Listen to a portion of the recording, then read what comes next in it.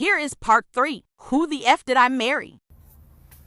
All right, part 11. So for this part, I'm just going to give you some backstory on the family. Pause all the stuff about the house. Pause the stuff about the car. This is backstory on his family, my ex-husband's family. All right, follow me. My ex-husband's parents, mom and dad, are both deceased. Mom passed away from cancer. Dad passed away shortly after her. I'm not sure what he passed away from. So he has a number of siblings. He has two, with his parents, he has two brothers. One is older, lives in Philly. One is younger by 2 years, lives in Nashville. He has two sisters. One, Shantae, is older, lives in Douglasville with her husband and 2 kids, a boy and a girl. Younger sister, Kim, is the baby, lives in Augusta with her husband, worked at, I think he told me, Procter & Gamble. That was the story. He had 2 half-brothers that were through his dad.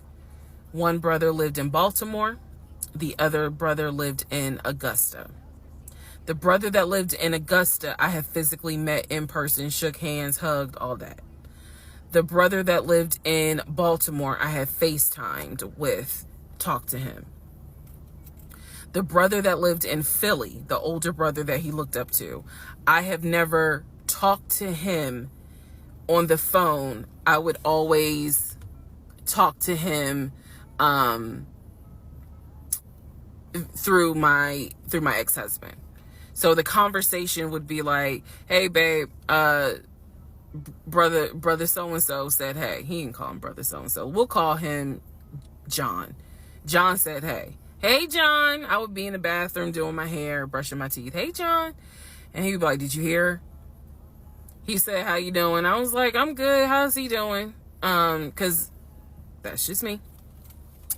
And so he would relay back and forth. He talked to John every day from starting around July after the grandmother passed away. He would talk to John every morning. We both would be getting ready for work and he would be on the phone with John. They would be talking for 30, 40 minutes, talking about football, talking about other siblings. They would be talking about cars. It was really like not a big deal. They would talk about the brother in Baltimore. They would talk about the brother in Augusta. And then they would reminisce. This is the conversations I could hear. Let me explain. When I say I can hear a conversation, what that means is I am physically standing near him or next to him where I could hear him with the phone up to his ear talking to someone, because it wasn't me. Okay? I may not hear the other person because the phone call may not be on speakerphone. But what I hear is, for example, I hear, hey man, what y'all doing? Oh, for real? Y'all barbecuing this weekend? What y'all making? Oh, that's what's up. Nah, I think me and her gonna stay in this weekend because, these numbers is looking crazy with COVID. Yeah, she over here. She's just sitting right here. She watched the TV. Okay, hold on. John said, hey. Hey, John. You heard her? Okay. All right, bruh. I just wanted to check in on you. That's the type of conversation I'm explaining. Okay, so I hope that gives a little more clarity about the type of conversations I'm hearing. So, I don't know why this light keeps going out. Okay, so that's how he would talk to his siblings. The grandmother passed away. He called me around April or May and told me that his grandmother passed away. His grandmother, on his dad's side, had died suddenly from COVID. She had symptoms. She went to bed and did not wake up. He was distraught. He was crying. He wasn't eating. He was just sitting there, listening to music, not watching TV, just sad, because he was like, my grandmother was always my support system. So from what I saw it really bothered him. I did not think anything of it. I'm one of those people, if you tell me somebody in your family passed away, I'm gonna believe you, because I don't play about death. And I guess I expect other people don't either. However, that is not the same for everyone else, but we'll get there. So, family, he had his sister, Shantae, who lived in Douglasville. Like I said, she was married with 2 kids. Apparently she was a nurse. So when I had my miscarriage, that was a sister that he was like, my sister will take you to the hospital. Like, that's what family does. Okay. I had never met Shantae. I've been on the phone, or excuse me, I've been around him when he was on the phone with Shantae. Never heard her part of the conversation. But he would be talking to his sister. That's what he said. That's what it sounded like too. Now, what is interesting is that we lived maybe 35, 40 minutes away from Douglasville. So there were plenty of times that he had invited me to go with him to his sister's house. Okay, let me tell you how this would always work out. Total times he invited me was probably 3 times for different barbecues or whatnot. The first time he invited me, I was like, nah, I ain't going, because again, COVID. And she's a nurse. Hell no. The second time he was like, yeah, she invited us, but I don't think we should go because COVID. No. The third time I agreed to go. I was like, absolutely, I'll go meet your sister. Like, that'd be great. On our way to her house, to Douglasville, to go see the sister, apparently he got a phone call. The phone was always like on vibrate, but he got a phone call and he told me that something came up, and so she had to cancel the barbecue, the get together, whatever. And so I was just like, oh man, okay, well, hopefully we can go another time. It didn't happen close enough for me to have red flags, if that makes sense. But at this point, as y'all probably like, girl, you so blind. But again, I didn't think anything of it, because it's like, okay, it fell through. We'll reschedule. And so we just went out to eat, and then he talked to another brother, the brother from Augusta that he would have on speakerphone. So it was like, I didn't think anything of it. I really didn't. Man. And the more I talk about it, the more I realize, like, I'm not a dumb person, but it just never dawned on me the things that you have to now investigate. It didn't dawn on me, but nevertheless, that is the backstory for his family, right? Grandmother passed away. 3 weeks later, he called me and told me his uncle had passed away from COVID. The uncle had tested positive, had to go into the hospital, and he died. It was a bit of a red flag. It was a bit of a red flag, but like I said, I don't play about death. So I was just like, wow. Because of these 2 deaths, he became a stickler about COVID. And when I mean a stickler, wear your mask, wear gloves, hand sanitize, wash your hands. Like, he was annoying about making sure neither one of us caught COVID. So now I'm going to give you the backstory in regards to what I was told with the ex-wife. Okay, I know I look rough, but it's okay. It's okay. Anyway, so this is part 12 of Who the Fuck Did I Marry? So this is the backstory on what I was told for the ex-wife. This is important. Pay attention. All right.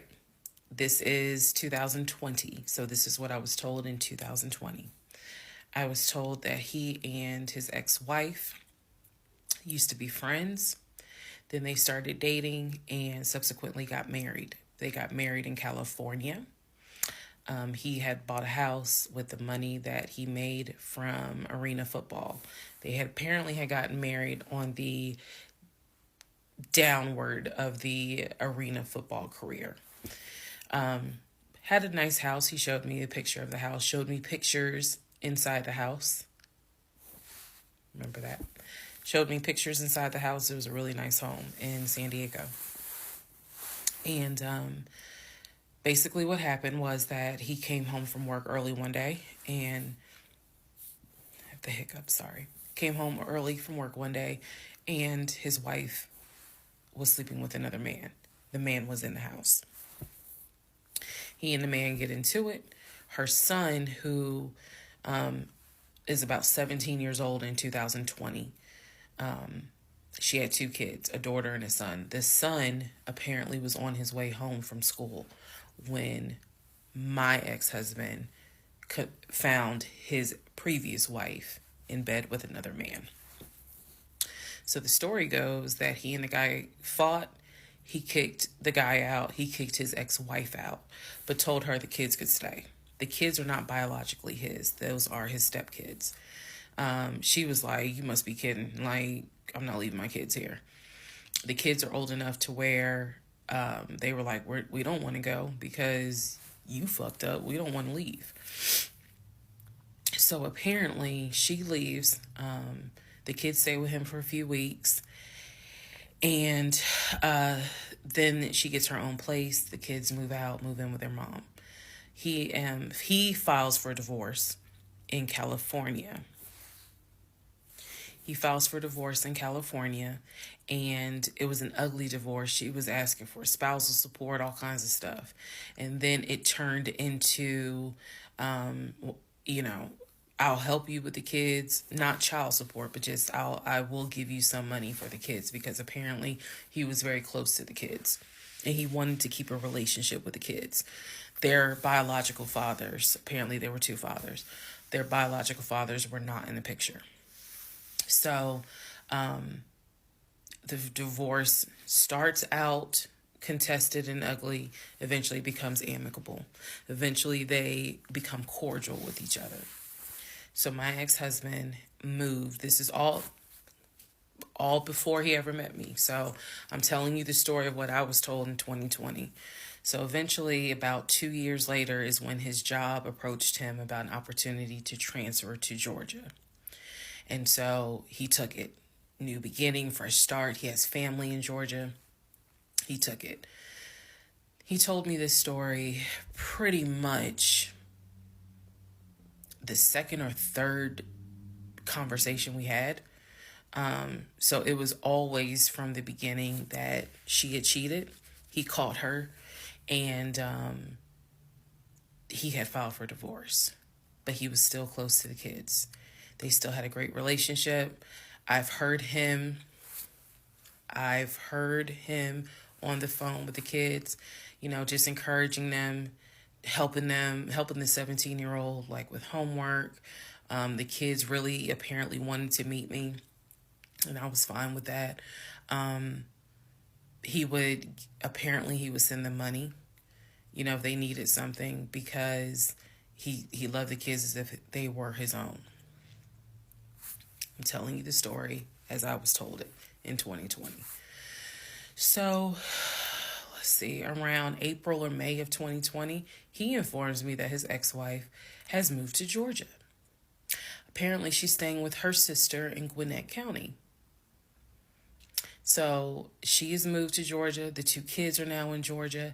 And so when he tells me all this, I'm like, so what's that supposed to mean? Now, I will say this. He never made it seem as if she wants him back. He never presented that. It was always, no, we're cool for the kids. We're cool for the kids. But he's never presented that she was trying to get him back. I feel like it's fair to her for me to say that. And again, stay with me. It all comes out. But that was the backstory in regards to the ex-wife, that they got married in California, they divorced in California, and then she eventually moved to Georgia, to Gwinnett County, after he had transferred to Georgia for his job. He did tell me that, every now and then he'll get a text message from her. He told me that he, told her when I was pregnant, he felt like she needed to hear that from him instead of hearing it from the kids. And we got into a bit of an argument about that, but honey, in the big scheme of things, anyway, so we got into an argument about that. I felt like that's none of her business. But that's the overall backstory of her.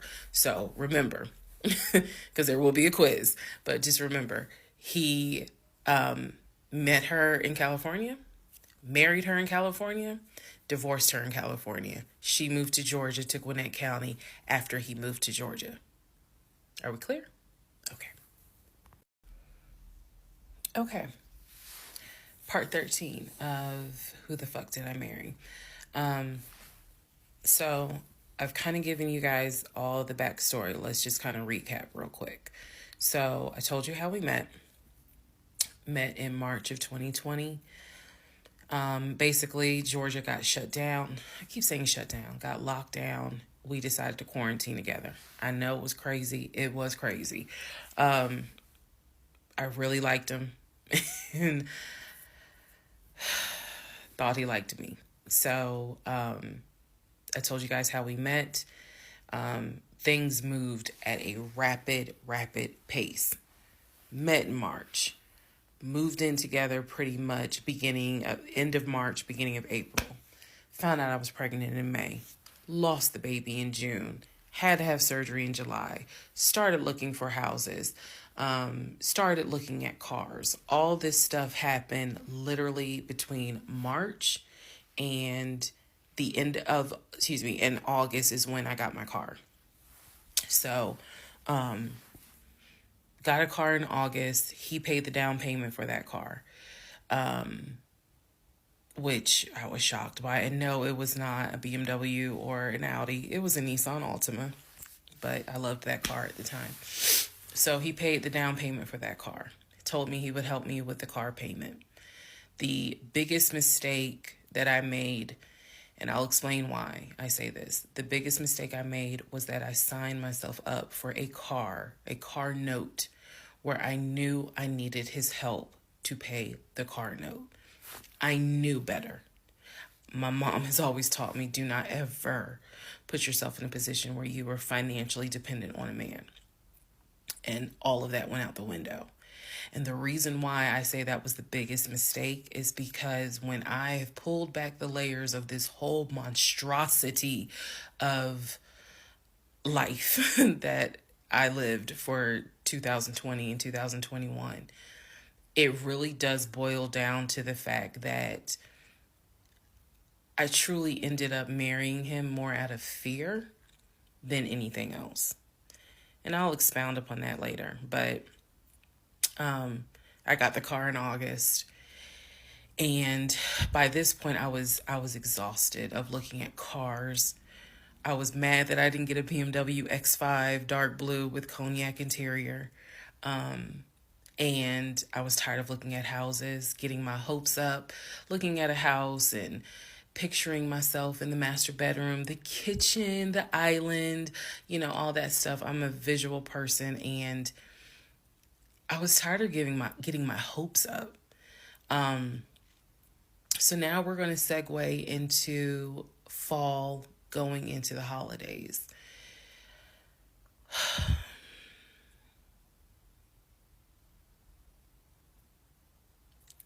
Here's what happened. In October, we looked at another house.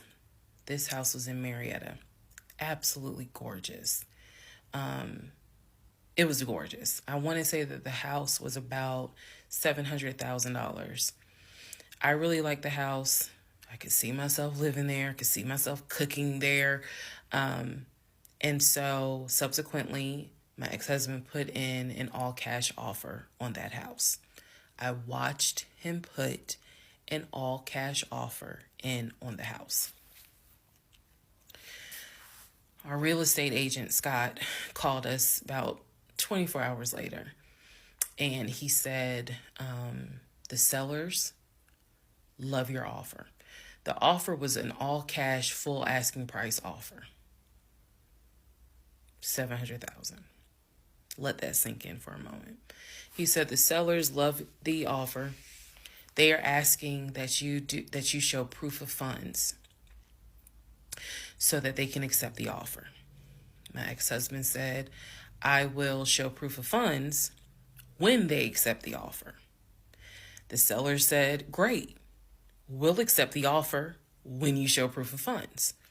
So basically we got into a standoff. And if you're a real estate agent or you work in real estate, I would love to know your thoughts on this. I had asked people in my personal life, like, have you ever heard of this before? And I've had plenty of people who said, I side with the ex-husband.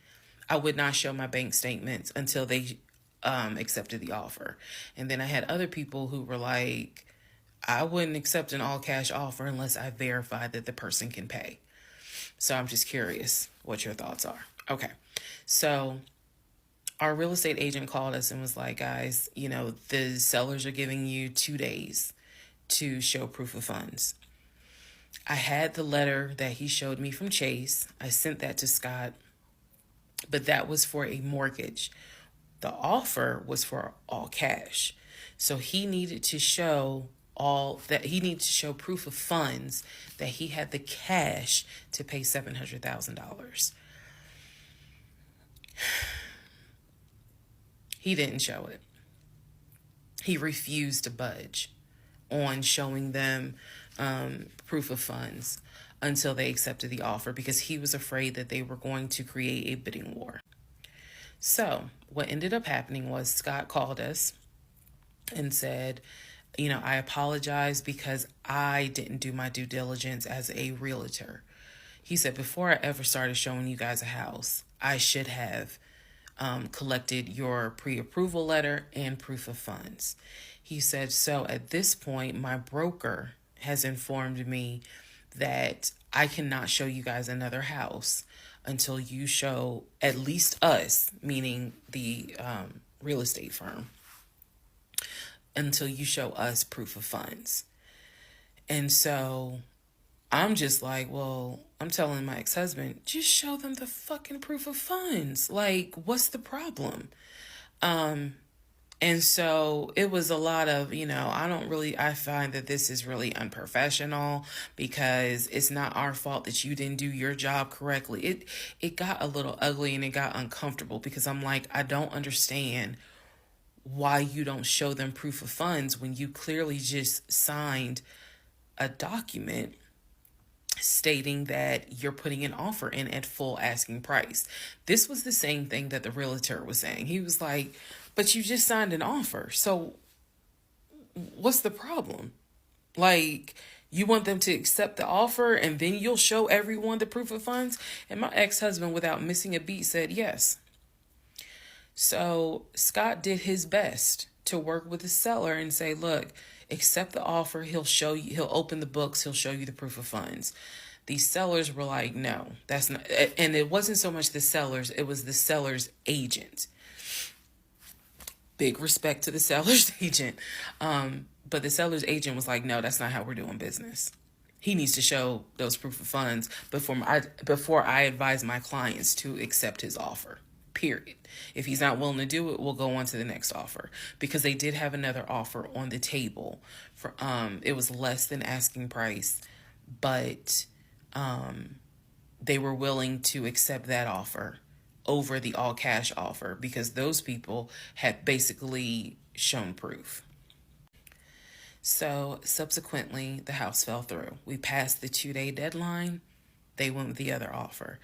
Also, at this point, our real estate agent, Scott, and I do not blame him for this, pretty much cut all ties. Because what he, I believe, felt like was, I don't know what's going on, but something's going on. And this is not how I do business. So until you guys are ready to show the proof of funds needed to buy a house, you need to get yourself another agent. because we were already about 20 to 25 houses deep by this point. We had already put in 2 other offers. They fell through. And now here we are with this house. And once again, it fell through. Okay, so good news and bad news. Number one, this is part 14 of Who the Fuck Did I Marry? Bad news, this is going to be the last post for the night. And the reason why, good news, tomorrow's my birthday. So I'm just going to make this video, post it, and then I will pick back up probably Friday, because honestly, I truly want to enjoy my birthday tomorrow. I just want to enjoy my birthday. All right, so y'all don't be upset. Just, if anything, watch parts 1 through 14, and then we'll be ready for part 15. So the house fell through in October 2020. And what I told him was, I said, I don't want to look at another house. I don't want to talk about cars. I want to get through the holidays, because it was going to be a holiday season where I could not celebrate my family because of COVID. So I said, I just want to get through the holidays. I want to get through the end of the year. And we'll revisit stuff in January. I was very calm when I said it. No argument, nothing like that. And he said he understood. A lot of what fueled me staying in this situation really was the fact that, number one, I didn't want to be alone. Number two, I didn't want to look stupid by having the relationship end so quickly, for everyone to be like, we told you something was up. And number three, I was ready to get married. And that, ready to get married, fueled a lot of stuff. And again, I was still making my audio diaries. So listening back to it, I knew something was wrong. I admit that. I knew something was wrong. But what I thought it was, truthfully, was like, why does it seem like there's always something? Like, why can't we just go ahead and get the house? Why is it always something? Why can't I just get the BMW? It still didn't dawn on me how deep this something went. And for the people who keep asking, I'm going in order of events. So yes, there will be a video where I explain how everything came out and what came out, what was true, what was not true. It's coming. I'm just getting all of this out in order. So I told him I didn't want to look at a house no more. I don't want to talk about houses. Do not mention the word Zillow. Do not mention the word realtor. Nothing. Let me just get through the holidays. And for myself, the question was, what do you want to do? You want to stay with him? Or do you want to cut your losses? And the part that kept me constantly second guessing myself was, what if he's not lying? What if he's not lying? Literally the conversation I had with myself was, there's no way he is lying about having money. You saw the paper from Chase. They don't just approve $750,000 for a mortgage for anybody. I've seen his checking account. You see how much money's in his available checking. Like I don't think he's lying. I don't think he's lying about that. But what is it? Is it that he doesn't trust me? Like, I second guess myself so much. Is it that he doesn't trust me? Is it that maybe he doesn't really want to get married? Like, what is it? Because I know what I saw. I know what I heard. I know that he's having conversations about move the money from this account to that account. I know he's paying my car note and all these bills. Like, clearly this man is making money. I know that I saw the letter from HR that states his new salary is 200 and something thousand. And I remember thinking, like, God, what what am I missing? I'm missing something.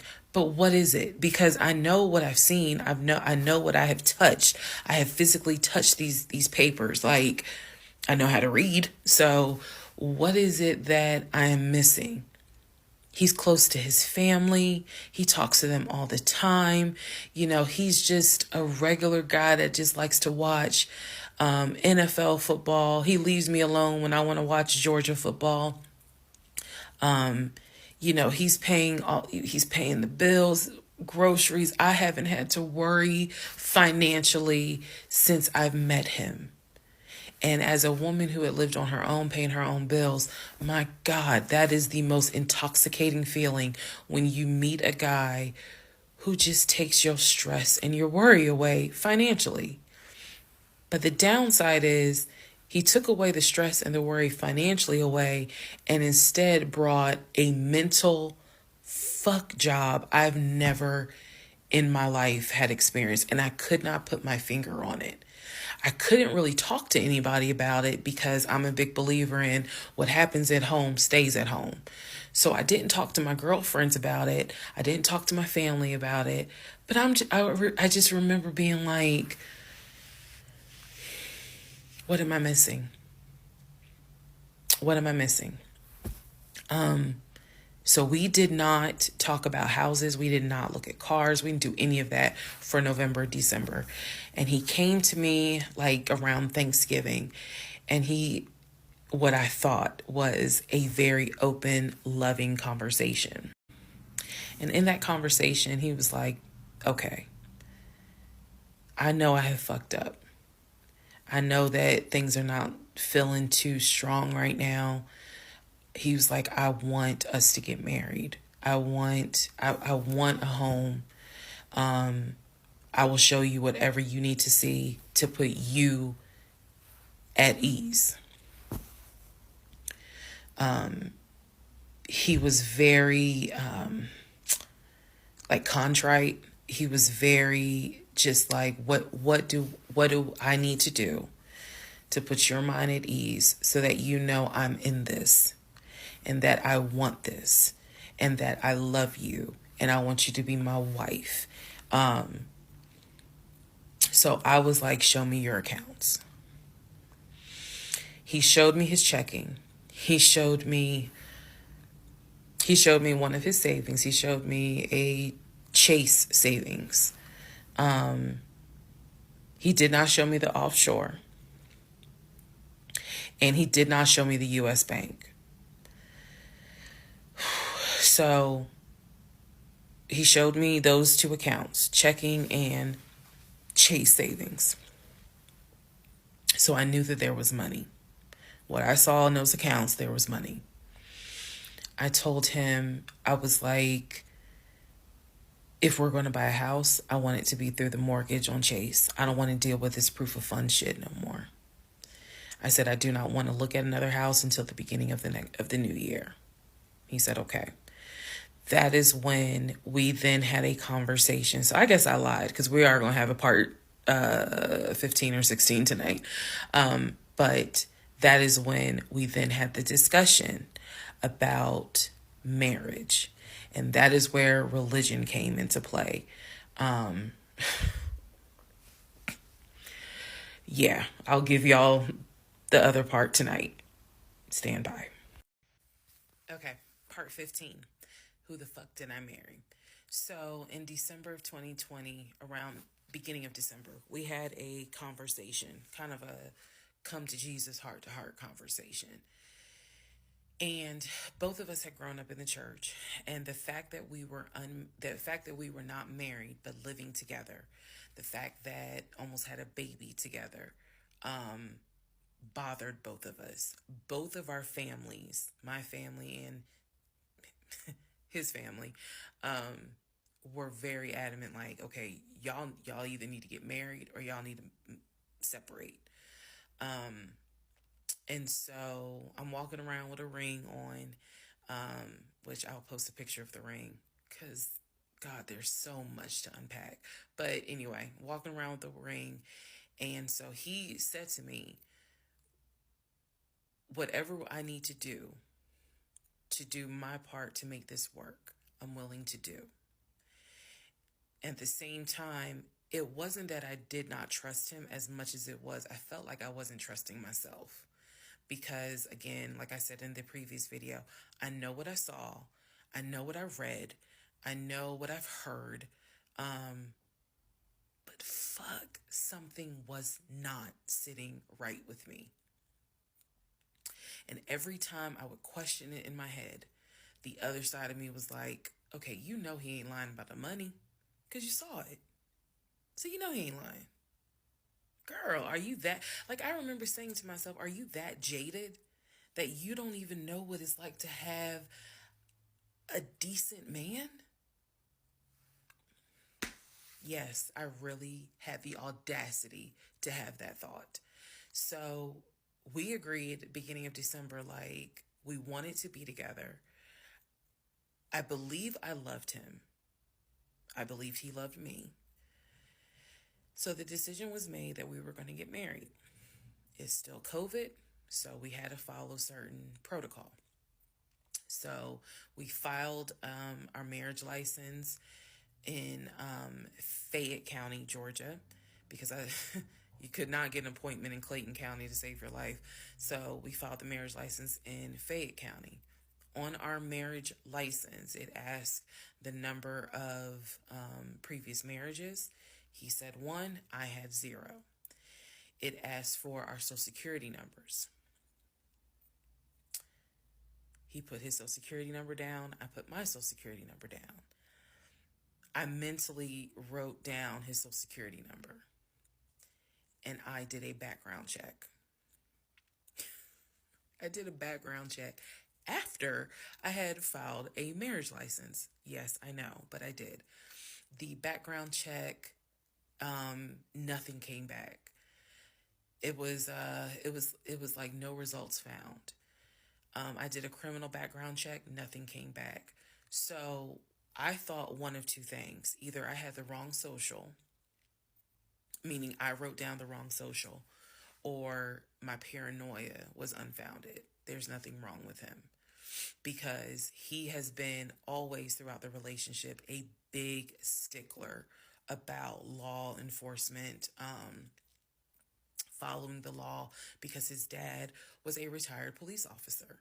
So this is someone who has been...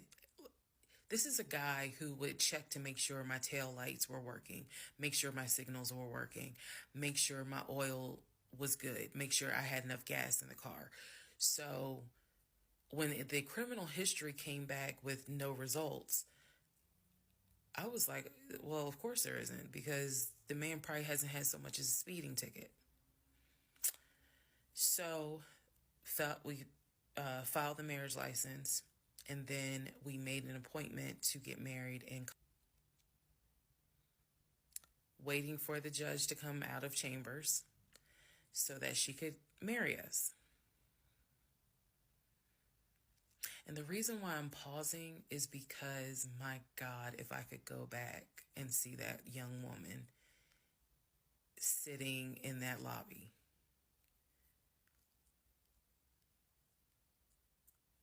Wow. I know we can't go back in time. But damn, if I could go back in time, I would.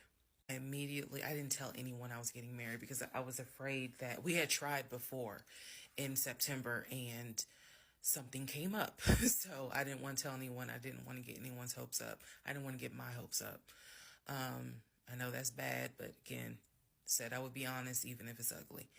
I told my mom, my family that we got married, told my friends. They could not believe it. My mother was relieved, but she had no idea about what was going on. My aunt was more like, really? You married him? My friend, the one who took me to the hospital for the miscarriage, was like, I wish you would have told me, like, you deserve to have people there, take pictures and celebrate and all this other stuff. And she was like, you know, she's the type of friend, if you like it, I love it. You rock with them, I rock with them. The moment you don't, I don't either. So she was supportive. My other girlfriends were happy for me. They just hated that I had to get married during COVID. Because they were like, we would have loved to have, you know, thrown you a bridal shower and a bachelorette party and all of that. It just sucks that you couldn't experience that. So we got married on a Tuesday. On the way home, stopped and got some wings. Went home, and I had to get ready to go to work the next day. And life. I got married January 5th. By January 31st, I knew I was in trouble. I still didn't know how deep, but I knew I was in trouble.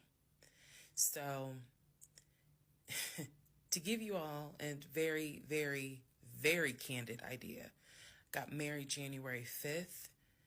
The normal things that married newlyweds do, when we got married, completely stopped. And that was not by me. You always hear men talk about, man, now that we're married, she don't. In my case, it was the exact opposite. It was the exact opposite. So, anyway, because this is not a forum to be all R-rated or whatnot, but y'all get what I'm saying. So, we got married January 5th. January 6th, I went to work. It was, a lot of people congratulated me because it kind of word got out that I had gotten married. January 7th, I filed the paperwork to change my last name. And if you were following me, you can go back like 15, 16 videos, and I talk about how I had to change my name back to my maiden name. But I changed my name within about 3 days of getting married. My attitude was, this is the bed that I made. I'm going to do right by him. I'm going to do right by my marriage. I took marriage seriously. And when I married him, I absolutely married him thinking, I'm going to be with you for the next 40, 50 years. So we're going to have to figure this shit out. That was my mindset. I did not get married to turn around and be divorced in 6 months. But I got married January 5th, 2021. And by January 31st, I knew I was in serious trouble. So that is where we are. The next set of videos, the next set of all this will be me talking about how things went downhill before it crashed and I found everything out. In the meantime, tomorrow is my birthday. So, happy birthday to me. Fuck did I marry? This is the interlude, basically. I'm not recapping on this video. I'm just kind of answering some stuff that has been written to me. Someone was like, why are you airing your business out on social media? It's a valid question. For me personally, I feel like this was traumatic to experience, to live through. And I'll expound on that on another video, the aftermath of the toll that this took. Honestly, and I know some people are going to be like, that sounds crazy. It is kind of cathartic to get this out because I cannot tell you how much of this has been internalized since 2020. Also, I don't want to seem like a cautionary tale to other women or to men for that matter. But to my sisters, to my ladies, white, black, Hispanic, Asian, doesn't matter. If something does not sit right with you, investigate it. I cannot stress that enough. If just one woman watches these videos and she's like, you know what, something don't sit right with me, let me look into this, then it was worth it. Yes, it is a Lifetime movie. Yes, it is Netflix. Yes, it is crazy. Yes, it is hilarious also. And I understand all of those reactions. As someone who lived it,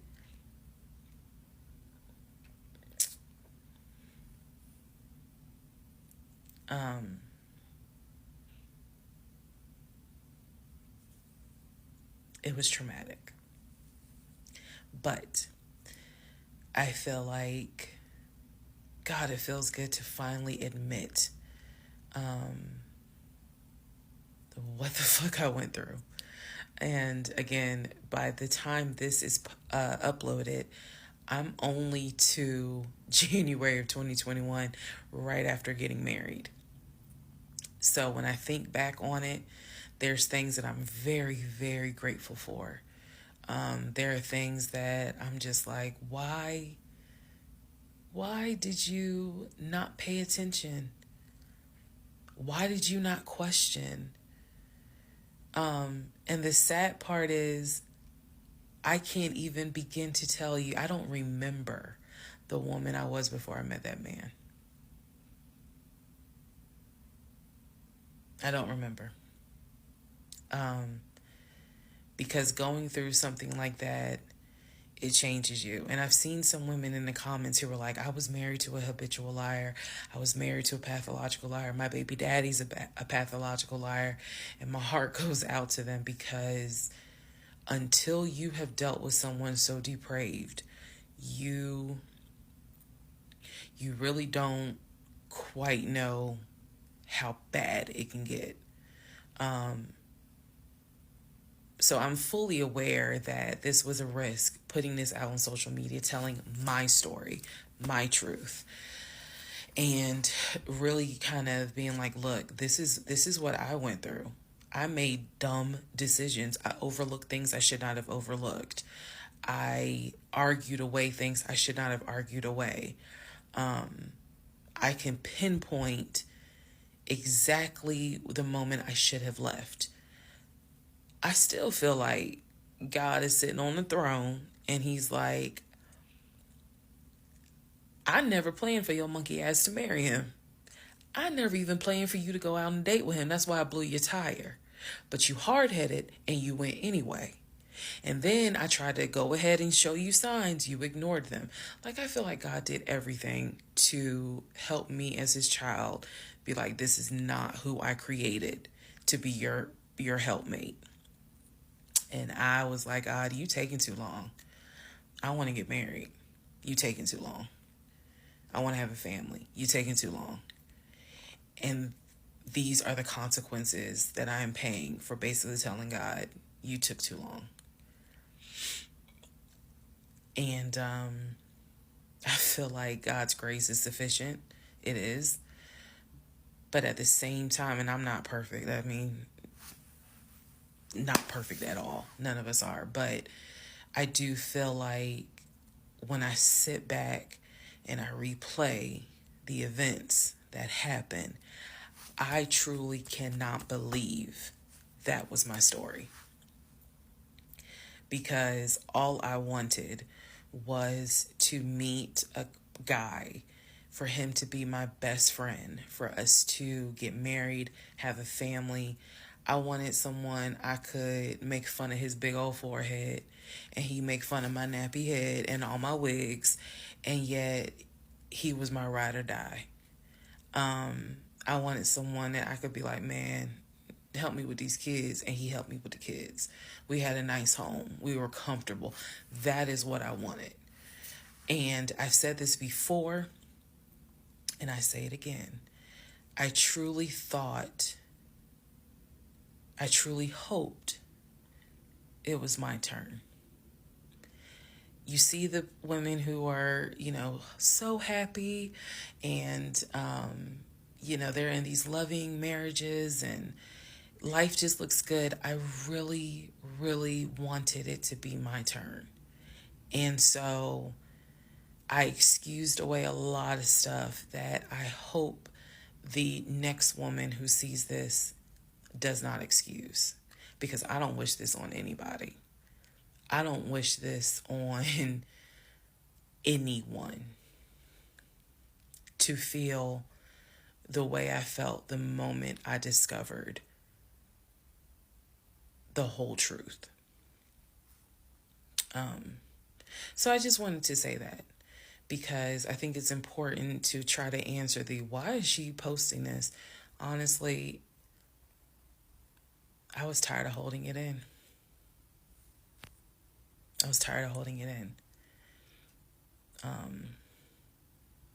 And I hope it helps somebody.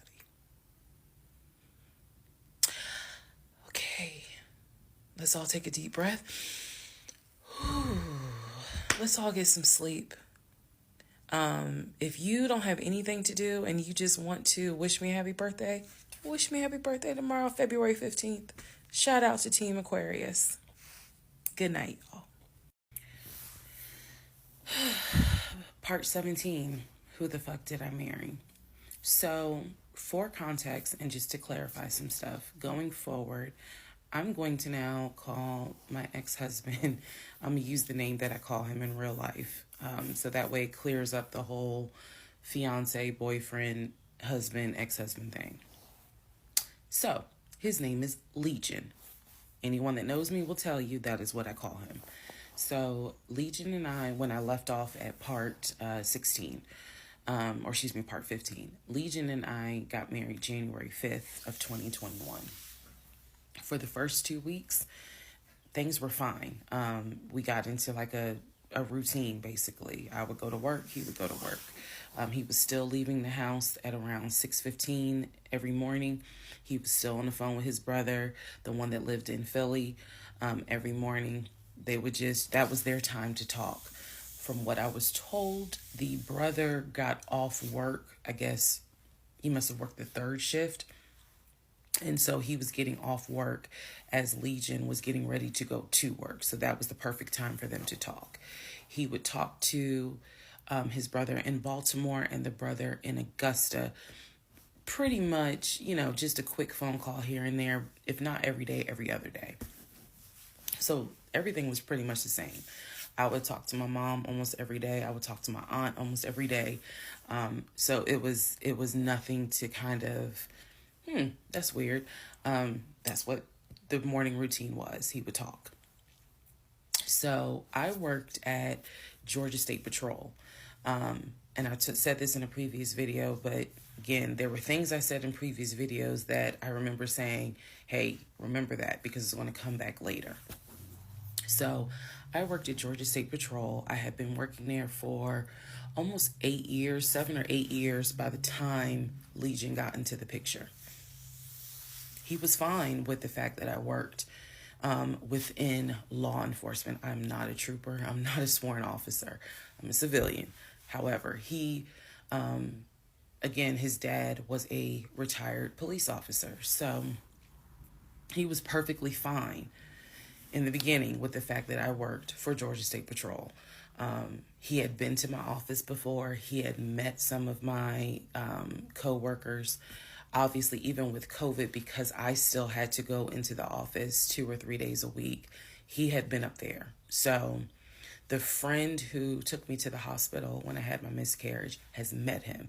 He and I have been to her home with her and her significant other before. So again, even in the world of COVID, when there were little times where you could get together with people, he has met people in my life. He has met my friend, or that particular friend, and he has met some of my coworkers. So when we got married, the first 2 weeks, like I said, was fine. And then it's as if something snapped. Something just changed. What was totally acceptable before suddenly little comments were made. Why are you wearing that to work? You get off at 3:30, so you'll be home by 5, right? Things that had never happened before. He had never questioned what time I'm going to be home. Really, he didn't need to question it because when I'm off work, I leave. So it was never a situation of, oh, I'm going to just sit around at work and just run my mouth because I have nothing to do. And then it turned into, he would call me every day from work. And I'm going to demonstrate how those phone calls went. But he would call me every day from work. And if he even so much as heard a male voice in the background, he would have little comments to me. Who was that? Are they in your office? Man, I never know who's around you, because it seemed like every time I call you, I have the hiccup, sorry. It seems like every time I call you, there's some man around. And I'm just like, at first I kind of shrugged it off. I laughed it off because it really truly was absurd to me. But then it became a bit more frequent. And so I really just didn't feed into it because I'm like, I don't know if this is some insecurity. I don't know if this is jealousy, because nothing has ever been done to make you feel any sort of insecure type of way. I've never entertained another guy, never flirted with another guy. Like, I don't know where this is coming from. So it is also important to note, we got married January 5th. Things started changing around 2 weeks later. And the reason why I know it's 2 weeks is because I had recorded an audio diary on January 21st is the date of the audio diary. And I talk about how maybe I had unrealistic expectations because it seemed as if things were changing with he and I. So 2 weeks pass. He starts making little comments. End of January comes, he informs me that he wants to start looking for a house again. I had no real desire to go through that process. So what he decides is that he's going to look for a house for us using his friend, the realtor, the one I did not meet. So he tells me that he and his friend have been talking, and he's going to start looking at houses. And what he's going to do is basically, if he feels like it's a house I would like, then he wants to show it to me, because he feels like, I know that your attitude really isn't, you're in the mood to look for a house. So I'm going to start looking. And then if I think it's a great house, then, you can come see it. And I remember thinking, that's not going to work. You're not going to choose a house without me. And he was like, no, I'm not going to choose the house, but I just think that, me and old boy have been talking. And so he has some houses that he is representing. He wants to show me. So why don't you let me look at it? And if it's worth the time, then I'll bring you to look at it. So he already had some sort of plan in place after talking to his friend about how he's going to start looking at houses. This is the end of January 2021. So I kind of threw my hands in the air and was just like, whatever, because I'm not getting emotionally involved in looking at houses. And for me, that's kind of what it was. I felt like I would see a house, I could picture us living there, and then it gets snatched away somehow, some way. I didn't want to go through that. So the reaction that he wanted, which was for me to throw a fit, I did not do. I was just like, okay, all right. Like, I trust you. And remember that I said the reaction he wanted, because that's going to come back later. So he started looking at houses. Funny enough, the houses that he looked at, none of them I actually saw. But he would call me and say, I'm at this house in Sandy Springs with the realtor friend. Apparently his realtor friend's name was Scott, not to be confused with the other Scott, the one that was actually helping us, that dropped us as clients. I want to make that clear. There were two Scotts. One is the realtor who was representing us, who said, hey, I need proof of funds. If you don't have those proof of funds, I cannot show you any more houses. The other Scott is his friend, who he had talked to on the phone at least 50 to 100 times in front of me. That's the Scott that he said is going to show me this house in Sandy Springs. Apparently the house was like $800,000. So he was like, I think that if I like the house, then I'm gonna bring you out here so you can see it. All right. Now let's go into part 18. Okay, part 18. Who the fuck did I marry? So he starts looking at houses in Sandy Springs, Alpharetta area with his friend Scott. I did not see any of these houses. I did not go. I didn't want to go. So what was starting to change is, remember I said before, he would leave the house every day at around 6:15. He would be home every day between 3:30 and 4 o'clock without fail. It was so, I shouldn't say it was annoying, but I could set my clock by the fact that I would hear that garage door open between 3:30 and 4 o'clock every day that he went to work. Even during lockdown, he still had to go to work. His job was only locked down for maybe a week. For me, I was allowed to work from home, but unfortunately, I did not handle it well. And so I would fall asleep and not check email. So my boss was like, yeah, you're going to have to come back to the office because you're not trustworthy. And I wasn't. I mean, I would watch Netflix and not even be on my computer. So I had to start going back to work every day, 5 days a week. And I was, me and another lady were the only two in there because we were the only two who did not handle work from home properly. Anyway, that's another story. So Legion he started to not come home by 4 o'clock. He started to come home 5, 5:30, 6, 6:30, sometimes 7 o'clock. Because he was saying that he was looking at houses after work with his friend Scott. So it definitely was noticed that things are changing. And I just, at this point, kind of emotionally and mentally, I was just like, I don't know what to do. This is the end of January. Remember, I told you in part 15, I got married January 5th. By January 31st, I kind of knew I was in trouble.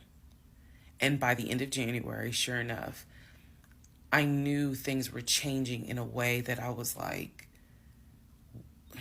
I hate to sound redundant, but what the fuck is going on? So he's still maintaining the story of looking for a house. I had already let him know my lease is up in August.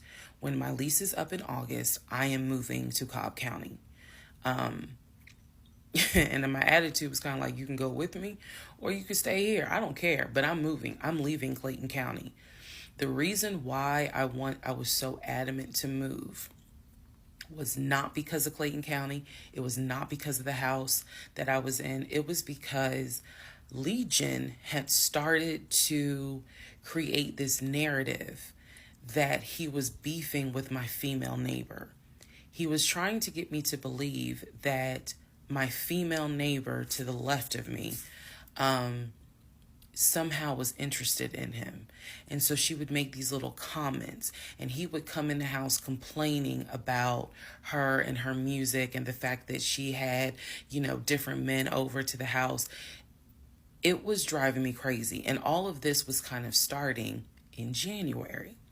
So when I say that it really seems like we got married January 5th and then we had 2 weeks of peace and then something just snapped. I literally mean something just snapped. So he's looking at houses. Now we're moving into February. February obviously is my birthday month. He did good. He did good to make Valentine. He went all out for Valentine's Day. He went all out for my birthday. My birthday and Valentine's Day are February 14th and February 15th. So he went all out on both days. Y'all ain't even gonna believe this story. But I said I would share even when it makes me look bad. So, the weekend after my birthday, and what I mean by that is if my birthday was on a Tuesday, we're talking about Saturday. The weekend after my birthday, he gave me money to go to the nail salon, go get a manicure and pedicure. So I leave the house. I take his car. His car was in the driveway. We had a key to each other's car because, again, we're married at this point. We're talking February 2021. So I take his car and I drive to the nail salon over in Morrow. I'm in the chair getting a pedicure and I get a text message from my husband saying, someone was just at the house looking for you. And I'm like, who was looking for me? Who was it? And he said, I don't know. I think it was this is through text. I don't know. I think it was some dude you used to mess with. Okay. I was like, what are you talking about? He was like, I'm telling you, some guy just came to the house looking for you. I told him you were not here. So at this point, y'all, I'm in the chair at the salon. I'm freaking out because I'm like, who the fuck has the audacity to come to my home unannounced, uninvited, talking about they're looking for me? Especially because before I met my husband, I was working the last shift at Amazon as a part-time job. So I had not dealt with, dated anything with anyone for about a year before I met him in March of 2020. So I really was like, who the hell is this coming to my house? So I finished the pedicure. I head home. Once I get home, I'm like, what are you talking about? What happened? And so I'm frazzled in a way. And he's calm. He was like, yeah, it was a black Dodge Charger. They pulled into the driveway. They backed in. They backed in as if they had been here before. So clearly this was someone who's been to your house. He got out the car. He said, I opened the door and I went out there and I said, is there something I can help you with? And he said, the guy said, I'm looking for, and gave him my name. And he said, I'm sorry, she's not here. And he said, he was like, oh, okay. All right then. And just got in the car and drove off. And I was like, my brain stopped working because I'm thinking, who the heck could this be? A Dodge Charger? I was like, are you sure that it wasn't law enforcement? Like, was it the sheriff's office trying to serve me with a lawsuit for a credit card I didn't pay? He was like, no, he was in regular clothes. He was like, and it was not a police car. It was on a marked unit, basically. And so I'm just like, who the heck could this be? And he was like, I know who it was. And I said, who? He was like, I think it was your ex. I said, what ex? He was like, the one that you had dated for 2 years. Remember back in like part 3, part 4, I told y'all, he told me about his ex. I told him about mine. I thought we were being honest with each other. So now, fast forward to February 2021, and he's telling me, yeah, I think it was the ex that you had been dealing with for those 2 years before you met me. I said, so you think that he showed up to the house uninvited after 2 years? And he was like, well, whoever it was clearly was comfortable backing into our driveway, getting out the car, and was like, I'm here to see, and gave him my name. And so he was like, she's not here. Is there something I can help you with? And the guy was like, nah, it's cool. And then just got in the car and drove off. So, again, brain is like, who could this be? So then Legion says to me, you know what? The way that you reacting to this is real suspect. And I'm like, what are you talking about? He was like, you over here freaking out. I told you I took care of it. I told you it was fine. And you over here freaking out, which makes me wonder, what have you been up to? Now, let's go to part 19. Okay, part 18. Who the fuck did I marry? So he says to me, the way you're acting is real suspect, because I told you it was fine. I took care of it. He was like, I ain't even worried about it. He was like, obviously, that nigga didn't know that you now married, that you've moved on. And so now he knows it. But for me, it was the fact that I don't do pop-ups. Don't come to my house unannounced. So if someone has done that, for me, it automatically feels like a violation, and it feels like it needs to be addressed. So it was not as simple as, I already took care of it, it's fine, let it go. Nah, we ain't letting nothing go, because you don't have my permission to show up to my house. And before this turns into something where I'm going to be on Fox 5 News, I need to address that with you, because that is not okay.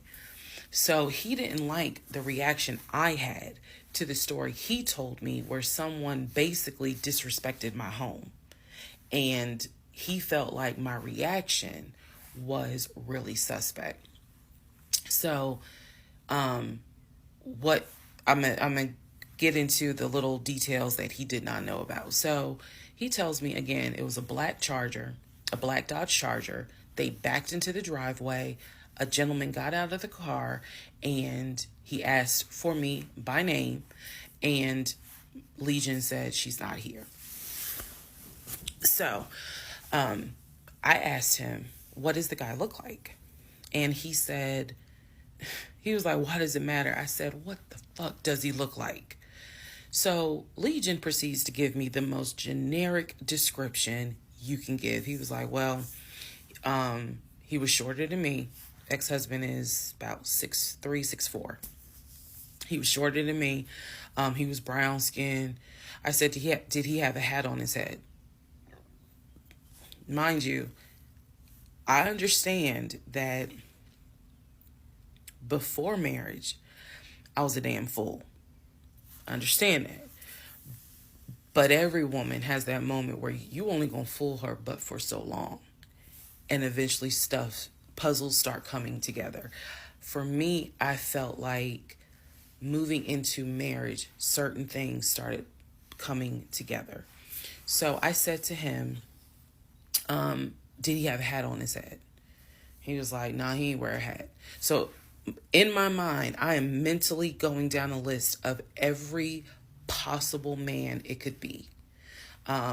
And it was only like 4 men. I had been in that house about 3 or 4 years at this point. So I knew all of the people, and I'm talking about from maintenance down to ex-boyfriends. It was a total of like 4 men.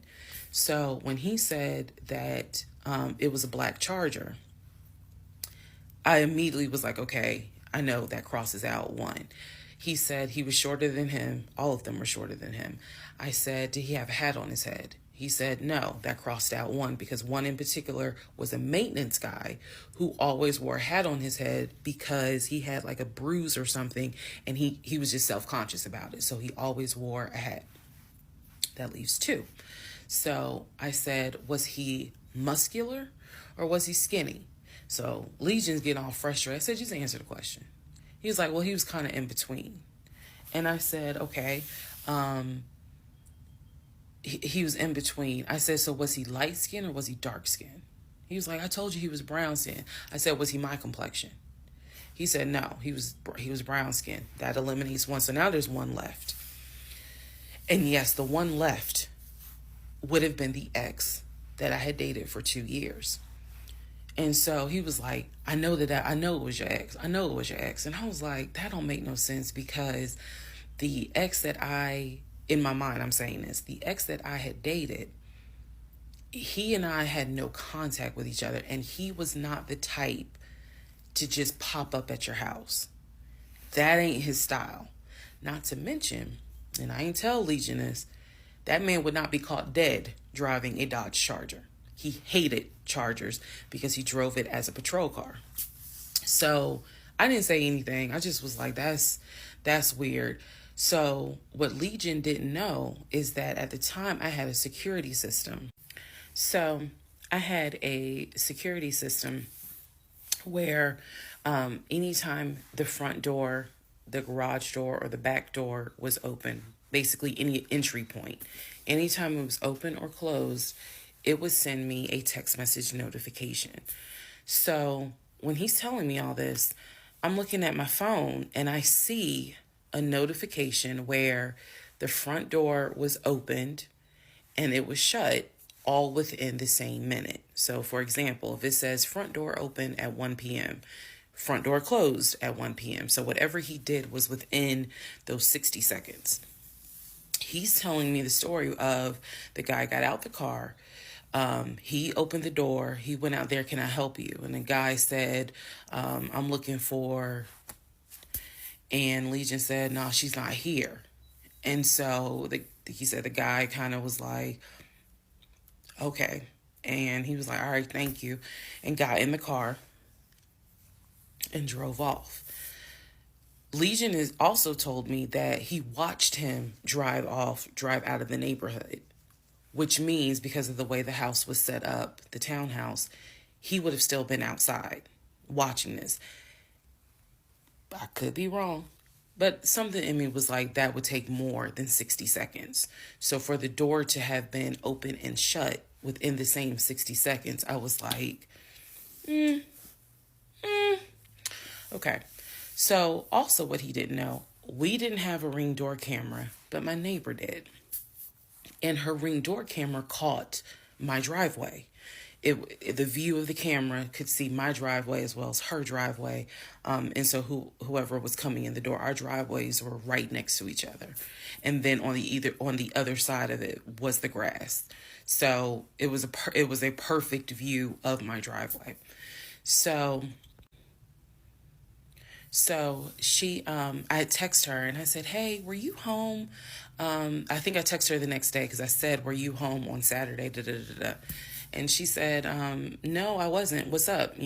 Everything good? And I said, can you look at your security system and see if there was a car that came to my house at such and such time? And I know I did not tell her the reason I was asking, but I was like, is there any way that your security camera caught if someone came to my house at this time on Saturday?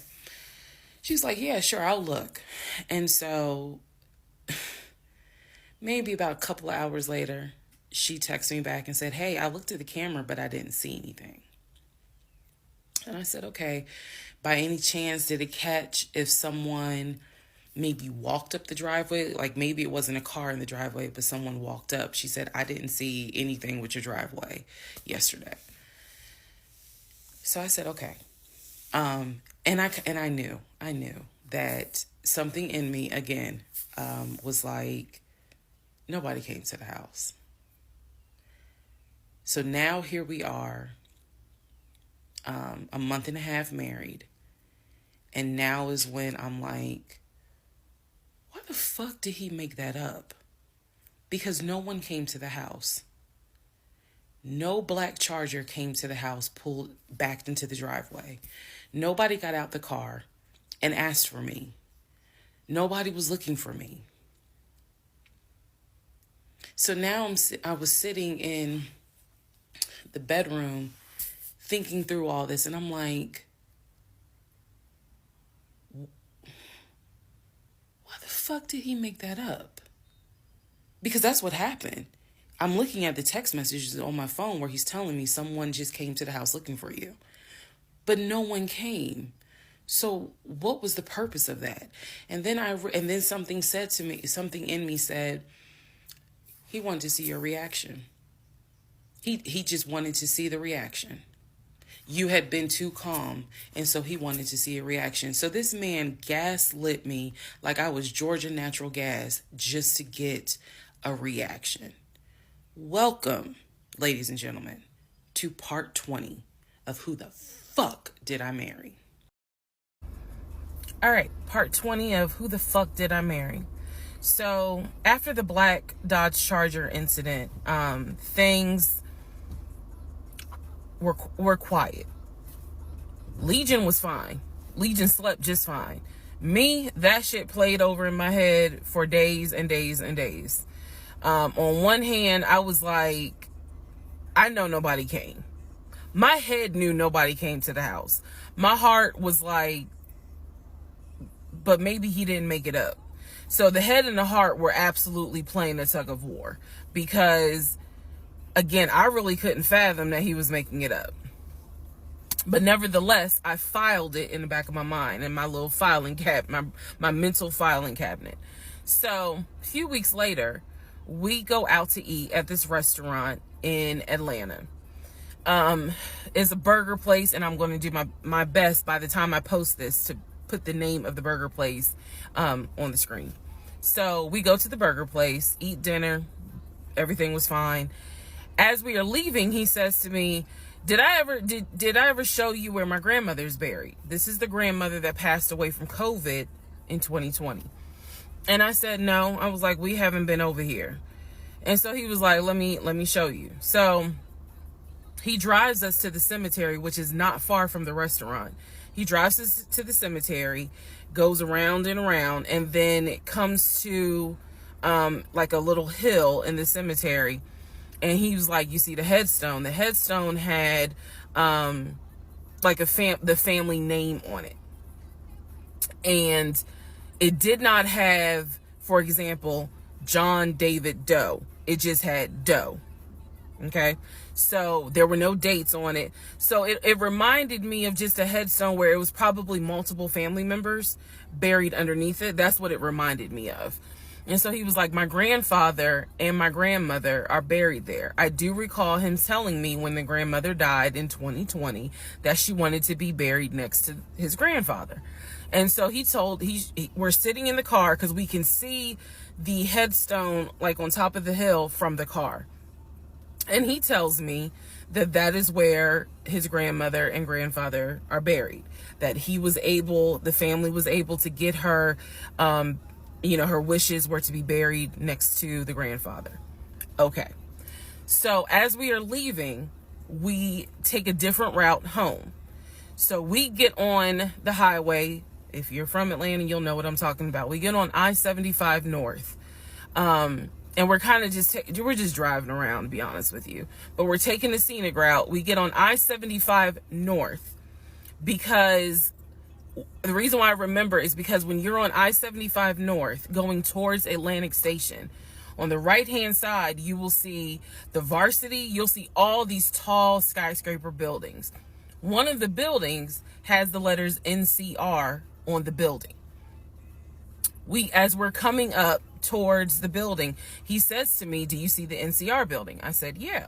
He said, the building behind it, my job bought that building. That's where we're going to have, we're setting up operations. And I was like, why the hell would y'all buy a condiment company in downtown Atlanta? He was like, no, we're not doing production there. It's just going to be offices. And that's where we're going to handle like the business portion. The production is still being done in Gwinnett County out in Duluth. And so I was like, oh, okay. He was like, that's where I keep the company car. So I was like, the company car? I said, aren't you supposed to be bringing the company car home? And he was like, I don't want to bring the company car home because it's Clayton County and it's a $90,000 car. And I don't want no problems. So he's telling me that he keeps the company car at the building downtown Atlanta that's behind the NCR building. I barely could see what building he's talking about, but he was like, it's the building right behind it. And so he's telling me that that's where his office is. So I said to him, take me to your office. I know it's a Saturday, but shit, you wanted the VPs, right? So take me to your office. No, I had not been to his office simply because, again, COVID. So I was like, take me to your office. And he was like, I can. He was like, that's no problem. So do I have the other phone? I do. So y'all are in luck. So I can maybe reenact how this goes. So he gets off the exit and starts driving towards the NCR building. While he's driving towards the NCR building, he always has kept his phone in his left pocket. This is my left hand. So he pulls his phone out and he starts calling. He tells me he's calling Willie. Willie is supposed to be the head of security. So he's saying, let me call Willie real quick to make sure that the building's open. So he proceeds, this is another phone, but he proceeds to go ahead and call Willie. We're still driving, by the way. We're still driving. I'm on the phone, scrolling through Facebook, trying to figure out some random shit. But he's driving with the phone up to it. So, driving with the phone, next thing I hear, "Hey, Willie, it's Legion. Hey, how's it going? I'm good. Hey, is the building open? No, I just want to take my wife up there so she can see it and see my office. Are you up there right now? You're not?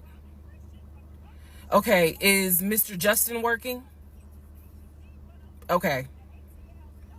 So is there anybody up there that can physically open the building? Because I don't think my badge is going to get me at least in the front door because of it's on the weekend lock." Okay. Okay. All right, let me know. All right. Thank you, Willie. Bye. Y'all see how I did that? He's having this whole conversation while I'm sitting in the passenger seat. So then he gets off the phone and he says to me, Willie is not working and Justin apparently called out sick. So the building is locked and my badge won't get us in the front door. He was like, Willie's going to see if there's someone else that can open the front door so we can actually get in. He's like, my badge will get us on the floor, but it will not get us in the front door. No one ever called.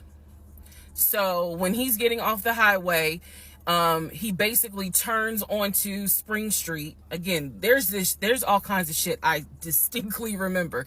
He turns onto Spring Street so that he can then get on 75 South so we can go home.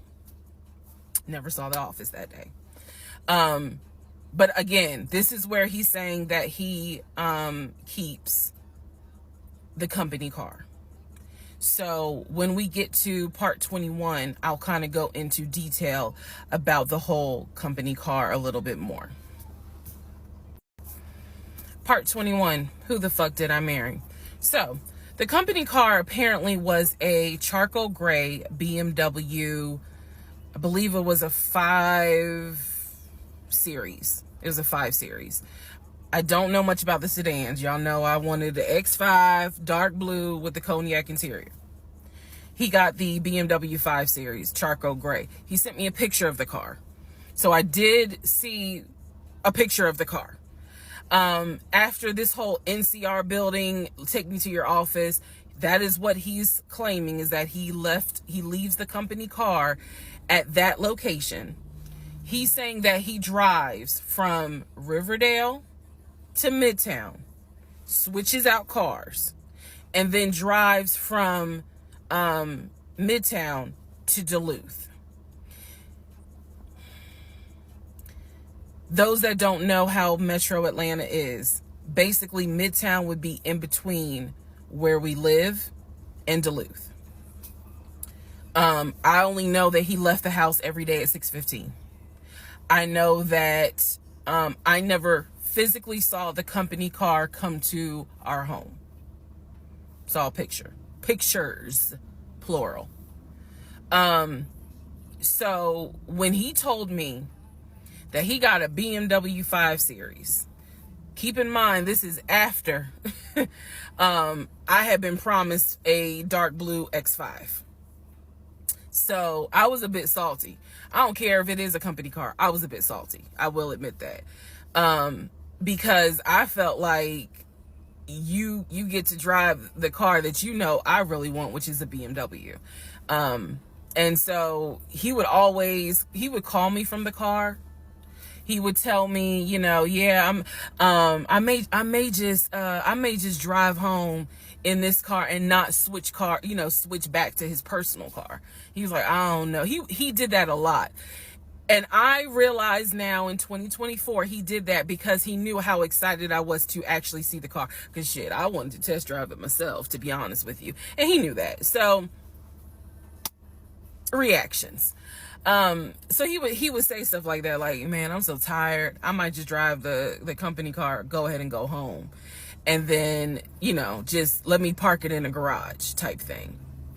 So eventually he stopped doing that because I didn't want to hear nothing about that car. I'm driving a Nissan and you driving a BMW after you promised me a BMW. So I don't really want to hear nothing about it. So in terms of the company car, I did see that it was a, according to the pictures, a charcoal gray BMW 5 Series. If you're asking me the exact model, I don't know. But I know it was a 5 Series because I know the 7 Series is slightly longer. So it's a 5 Series sedan.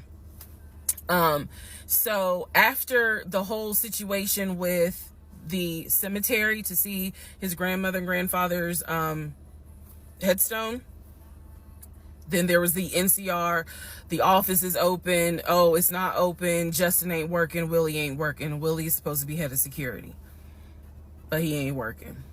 Okay. So at this point, I'm already numb.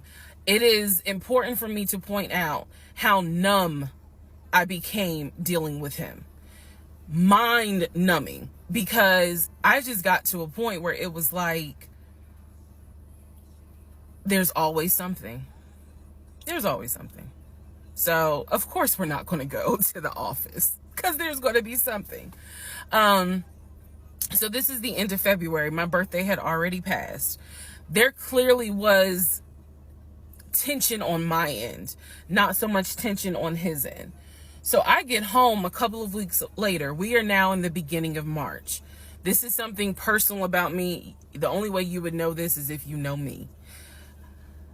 I have been dying to go to London and Paris. I had a layover in London when I did a study abroad, but it's not the same. I want to go to London and be a whole tourist. I don't care. I want to see Buckingham Palace. I want to see the Tower of London. I want to see Paris. I want to see the Palace of Versailles. This is something, if you know me, you know she wants to see Paris. She wants to see London. So I get home from work. This is the beginning of March. I get home from work, and on the counter is a folder with like a little bow on it. And I'm like, oh, what is this? Is this like mail? Like, was this something that you got at work? He's like, nah, it's a surprise for you. I open up the folder. Inside the folder is like a trip itinerary. It is not an actual booked trip. It's like an itinerary. A trip for two to go from Atlanta to London. The trip should have happened, and it was the month on there was like July. So it was a summer trip. So he tells me, I'm going to take you to London.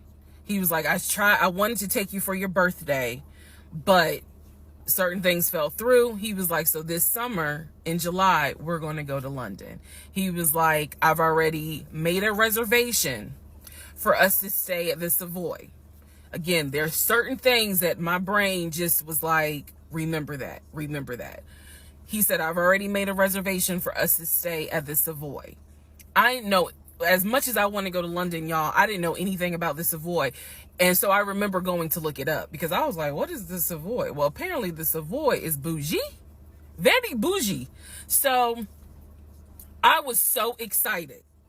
I cannot tell y'all how fucking excited I was when I saw that he had printed out British Airways, like he was speaking my language. I am one of those people, I'm a planner. So when he's saying I'm gonna take you to London, and he took the time to research flights and print it out, and research the Savoy and print it out, and there were different not excursions, but there were different things that you could do. You could go see the Tower of London, you could go see Buckingham Palace, changing of the guard, we could go have high tea at certain places. He was like, I don't really want to go, but I know you're dying to go. So he was like, you know I love you and I would do anything for you, blah blah, black sheep, have you any wool? And so he was like, I'm going to take you to London in July. The trip did not include Paris. That's fine. But I was so excited. So excited. And so this is the beginning of March. I was like, this is great. Hopefully this happens. I knew I needed to renew my passport. And he was saying that he had to renew his passport as well because his passport had expired. So both of us were like, okay, we need to get on this if we're going to try to make it to London in July, and it's now March. Me being the planner I am, I think I went to work the next day and printed out the passport applications so that we could fill it out and go ahead and get that process going. So, needless to say, something must have happened, and I don't remember what it was. We just simply didn't fill out the application for the passport. So, fast forward, we're now at mid-March. Mid-March, the decision was made that my mom, who lived in Arkansas, was coming to visit us. She would be coming, I believe, the second week of April, and she was going to stay a week, and then a few days. So, like, maybe a total of 9 days. Not quite 2 weeks, but a little over a week. So she was coming in April, and I was excited. Legion was excited because he was excited to physically meet my mom. He had talked to her on Zoom. He had talked to her on the phone, but he was excited to physically meet my mom. And my mom was excited to physically meet her son-in-law. So this is mid-March. I'm going to go into part 22 where I explain what happened with Facebook Messenger. Part 22, who the fuck did I marry? So now we are in March. This is right after he had surprised me with the announcement of we're going to go to London for a trip in July. Because we definitely didn't do a honeymoon. We definitely didn't do any sort of trips together. So the idea was we're going to do a trip in July together. One thing about Legion was that he was the guy who was like, I have nothing to hide. I don't lie. I don't like liars. If we're in a relationship, then everything should be out in the open. So I've always had his cell phone passcode. Never felt the need to look through his cell phone. And funny enough, I can tell y'all right now, disclaimer, I will never go through a cell phone again. You cheating piece. So anyway, so one day, this is mid-March, going like around March 20th. So we're heading towards the end of the month. He was in the shower. Keep in mind, my mom is coming for a visit in April. So he was in the shower and he received a text message on his phone from a woman. The text message, because it was a preview, so the text message was something where if you didn't know the context of the text thread, you could either go left or you could go right with it. So me being just curious, I opened up the phone, put the passcode in, read the text, then read the thread. Come to find out, it was a text from his aunt. His aunt and his ex share the same name. That's why I say it could go left or it could go right. Text was from the aunt. So I looked at the text, went through the thread, nothing in there. So I went ahead, X'd out of the messages. I see that he has Facebook Messenger downloaded. And obviously it shows you the number of unread messages in the icon. So it showed that he had like 5 unread messages. So I clicked on it, just being nosy. And what do my wondering astigmatism eyes see? So in his Facebook Messenger is about 7 women. I can see their profile picture and I see their names. Some of them had a preview. The ones that he had not read, I could see the preview of the message. One in particular said, when are you going to come get this? Y'all know what I'm talking about. So I clicked on that one first. And I'm reading through the thread. And so she's saying, when are you going to come get this? But earlier in the thread, or further back in the thread, he had asked her, when are you going to give me? And she said when lockdown is over. So from what I could piece together, he had not yet physically gotten with her. But had there been no COVID, oh, he would have smashed all day, every day. The other messages were innuendos, meaning the other messages from the other women were innuendos. They were not as graphic as the one between him and her. So I'm reading these messages, and what is interesting is that the person I am married to is not the person in these messages. Like, this man was on some nasty shit. And I say nasty not in a judgmental way, but in a, with me, he seemed to act as if I was damn near virginal white. And I clearly see evidence that you into some shit that with me, you acting like, nah, I ain't really into that. So, I confronted him. I absolutely confronted him and was like, what the fuck is this? If 2 + 2 is 4 and 5 + 5 is 10, what the fuck is this? And so he did not, oh, that ain't what happened, blah, blah, blah. Instead, what he hit me with is, man, I was just playing around. Like, ain't nothing happened. I shouldn't have said all that, but I was just flirting. It ain't mean nothing. I don't even know that girl. I was just flirting. And so I'm like, is this what you into? And so he was like, no, it's not what I'm into. It was just stupid. It was stupid because I shouldn't have done it. So I'm going to be honest with y'all, because I've been honest all this time. What pissed me off the most was that here I am as a woman behaving, trying to do the right thing by him and this marriage. And you mean to tell me you out here offering your ding-a-ling to random chicks that you don't even know? I was more angry at the fact that I'm like, dude, do you know how much I have turned down in order to be faithful to your dumb ass? And I'm seeing that you basically are out here acting like you got Skittles taste the rainbow.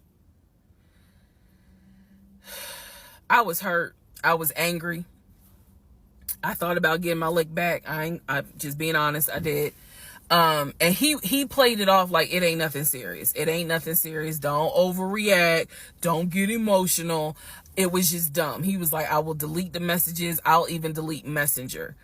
And I told him, I was like, that's really not good enough, because that's not going to fix the root of the issue. So this is where I introduced that we need to do marriage counseling. He didn't have any issue doing marriage counseling. We did not do premarital counseling, but he was like, that's fine. He was like, I don't have no problem doing marriage counseling because if anything, it can help us. So I thought that, okay, he may not have physically cheated from what I could see on the messenger. He may not have physically cheated, but he damn sure got caught, doing a little something, because they had exchanged pictures. So y'all know what pictures he sent.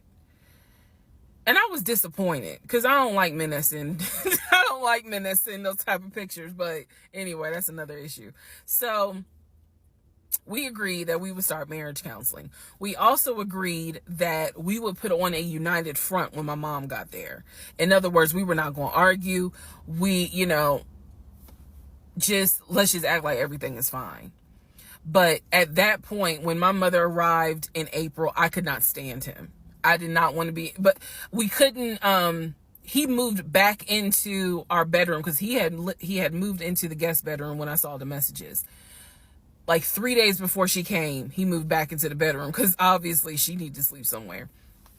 So, I really could not stand him.